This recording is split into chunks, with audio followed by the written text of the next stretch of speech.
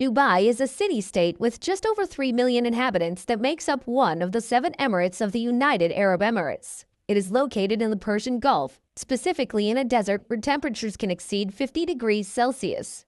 In Dubai, there is the tallest building in the world, the largest airport and shopping center, the most luxurious hotel, and the police patrol the city with sports cars. Dubai is also one of the most visited cities in the world. For example, last year they received 7 million tourists, and before the pandemic, they even exceeded 16 million. One of Dubai's biggest concerns, without a doubt, is its desert. According to a Dubai government report published in 2019, population growth, land degradation, and thus food production are becoming unsustainable. Another problem that the city has is the lack of a complete network of sewers. For example, the Burj Khalifa has always had problems extracting human waste through the sewage system, calculated at more than 7 tons of waste per day, to the point of having to rely on tanker trucks. Dubai also has another face that the government is trying to hide.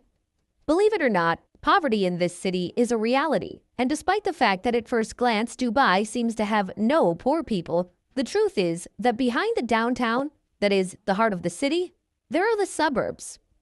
On this side of the city, there are the majority of immigrant workers who live with a terrible quality of life. Another important point is that Dubai has built its city almost entirely financed on credit, where most of its skyscrapers are empty. This would be a big problem if central bank interest rates start to rise, because the housing bubble starts when home loans are very cheap and easy to borrow. And then when interest rates go up, buildings that aren't profitable enough find themselves unable to service the debt. This is when the bubble bursts and the economy goes into crisis. That is why more and more analysts are wondering if Dubai is just an illusion, and at any moment, the crisis breaks out. Dubai has undergone an impressive transformation in recent decades by outsourcing its economy, where tourism, transportation, finance, and real estate are the engines of growth. 70 years ago, Dubai was a small, poor settlement of 30,000 people, heavily dependent on agriculture, fishing, and the pearl trade. In the 1960s, Dubai discovered oil fields, and the income from the exploitation of this resource allowed it to invest in infrastructure projects such as roads, ports, and industrial centers. Despite the belief that Dubai is currently rich thanks to oil, the truth is that today, this sector represents less than 5% of its GDP. Because if the sheiks of that time were convinced of anything about the oil boom, it was that the reserves were limited. And if they wanted to have a long-term sustainable economy, they had to propose a different economic model that does not depend on oil. Dubai stands out for not having taxes at its ports, both import and export, to the point that, in 2004, it was already the 3rd re-export center in the world, only behind Hong Kong and Singapore. To complement this port, the Dubai government had the idea of creating its own airport called Emirates Airlines, a fully public company that today is tremendously successful and generates large revenues. Thanks to the development of the industrial, business, and real estate sectors, plus the tax incentives of 0% income tax on companies, Dubai became the largest location for individual and business emigration in the world. However, the fact that Dubai is built on top of a desert, the government has a large amount of national debt and is surrounded by very conflictive countries, such as Iran or Pakistan, mean that Dubai also has its dark side, despite its great quality of life in the city center. One of Dubai's problems is desertification and the continuous advance of the desert. Desertification is a process of ecological degradation in which the fertile soil of desert regions totally or partially loses its productive potential. It is estimated that between 2000 and 2020, Dubai has lost about 60% of its fertile soil. In general, this occurs when there is an overexploitation of natural resources, such as water or soil, which means that the land does not grow vegetation. Although this phenomenon can occur naturally, the truth is that it is increasingly linked to human activity, specifically grazing, intense agriculture, and the development of infrastructure in nearby areas. The problem with having less and less fertile soil is that it harms the economy, since it increases dependence on food imports. According to the World Bank, the United Arab Emirates had 75,000 hectares of arable land in 2002, but by 2018, it had dropped to 42,300. Additionally, in 2008, The Worldwide Fund for Nature classified it as the country with the worst ecological footprint per capita. To solve this problem, in 2010, Sheikh Mohammed launched an initiative known as 1 Million Trees, with the aim of planting that same number in an attempt to stop desertification and increase green areas in the city. However, this project failed, and most of the trees died from weather conditions. Another of Dubai's big problems that can not only cause a collapse in its national economy, but also cause the end of its status as a tax haven, is its monstrous debt.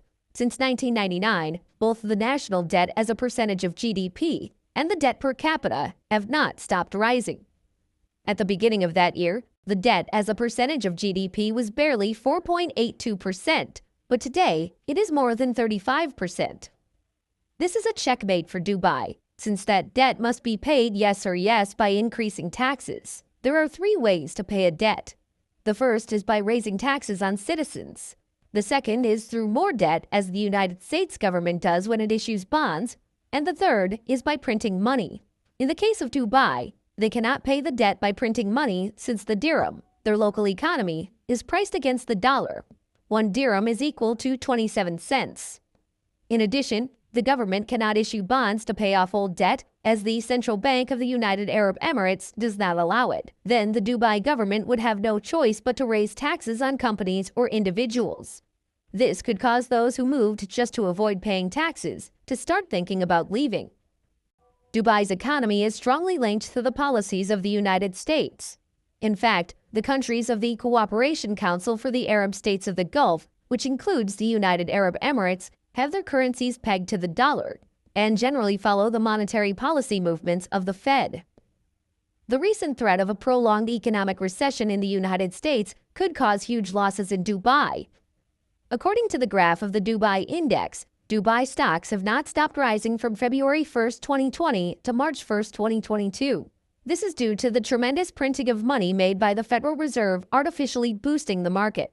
For this reason, the officials of the United Arab Emirates are terrified that the United States Federal Reserve will continue to tighten its monetary policies because they know that the markets could collapse at any moment.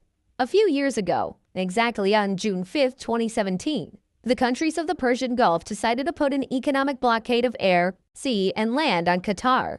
However, the biggest loser was not Qatar, but the United Arab Emirates, and therefore Dubai.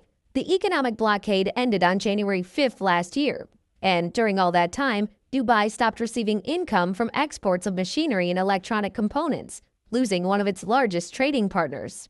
In 2016, a year before the economic blockade, Qatar imported close to $3 billion from the United Arab Emirates. In Dubai, 85% of the population is an immigrant, the majority of whom are foreign workers with great expectations of earning good wages and having better living conditions. But these working conditions are precisely one of the biggest criticisms that the city receives. Cases have been reported that once they start working, they are not free to leave their jobs and their passport is withheld. Also, the weather and rest times are not the best. The Dubai government has taken it upon themselves to sell the idea that poverty does not exist there, but this is not the case. Sonapur is the other Dubai, the poor Dubai, which more than a city looks like the 31st villa in Argentina. Approximately 150,000 workers live in this region, mostly from India, China, Pakistan, and Bangladesh. The subhuman conditions of the workers have made the suicide rate quite high. For example, in 2005, there were 971 deaths from unknown causes in this region. Furthermore, a human rights study concluded that the Dubai government covers up deaths related to overwork, heat, or suicides. But despite the terrible conditions, we are not going to deny that these workers are better off in Dubai, where they at least have enough income to send money to their families, rather than in their country of origin, such as Bangladesh.